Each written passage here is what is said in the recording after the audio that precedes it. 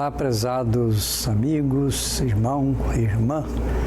Voltamos aqui com o nosso programa catequético através desse veículo de comunicação. A gente agradece a sua sintonia por nos acompanhar, principalmente agora que estamos nos preparando para celebrar os 60 anos do Concílio Vaticano II no ano que vem.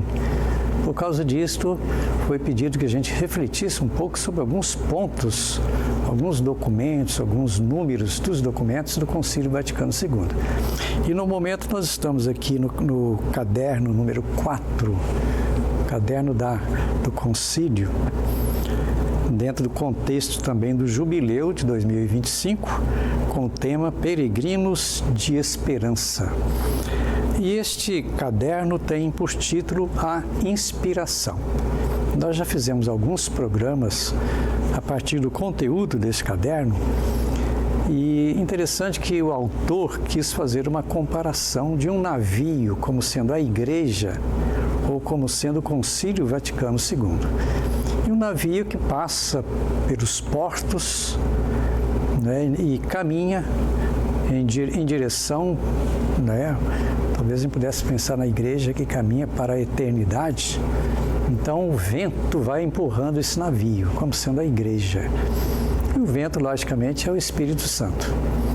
Até podíamos dizer assim que é um carisma profético na igreja que ajuda, que faz com que ela caminhe.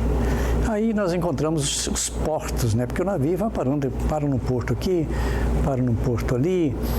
Tudo bem. Agora, o capítulo 3º desse documento coloca o Porto da Inspiração. O que é esse Porto da Inspiração? Esse navio recebe o nome, então, de Eclesia ou Eclésia. Eu diria que a Eclesia, ela faz a passagem do Porto dos Autores ao Porto da Inspiração. O que significa isso? Que analogia seria esta? O Porto dos Autores seria aqueles que escreveram a Bíblia.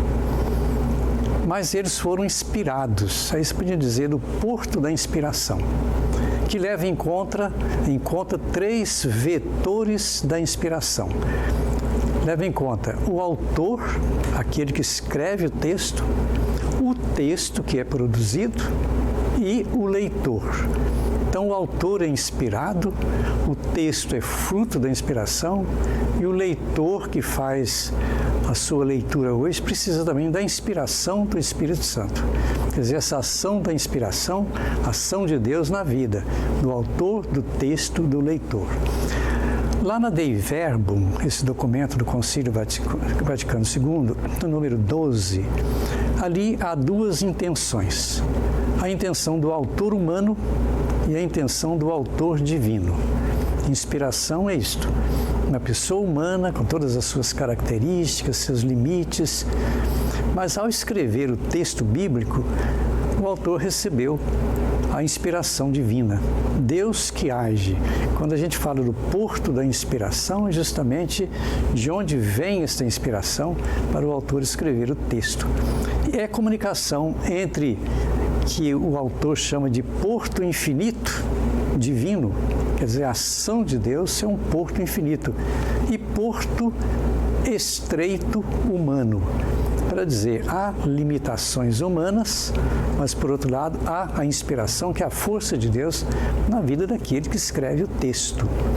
Agora, a Escritura Sagrada, ela presencia a transformação do espírito no autor humano. Quer dizer, ele faz com que o autor humano supere seus limites para escrever um texto que vai ajudar as pessoas em todos os tempos, em todos os lugares. E olha bem que a Bíblia, ela está em todos os países, está em todos os âmbitos da sociedade. E é sempre um livro de referência, justamente porque foi inspirado por Deus. Ela é obra aberta a todos, e pode produzir significados sempre novos.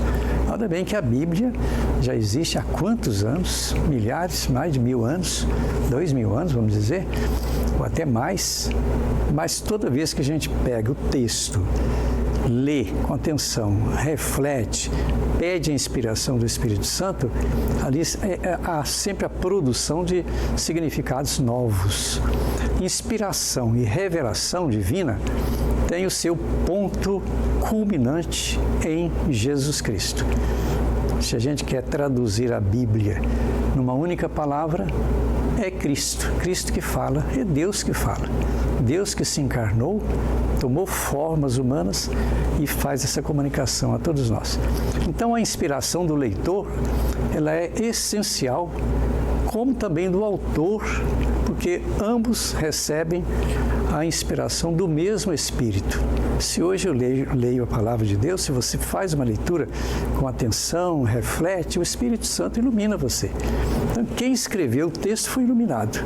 Hoje, lendo o texto, o mesmo Espírito ilumina a gente para descobrir sempre coisas novas. Muito bem, essa riqueza então do documento, não é? O caderno 4, o caderno do Concílio número 4, sobre a inspiração, que a gente vai no próximo programa continuar.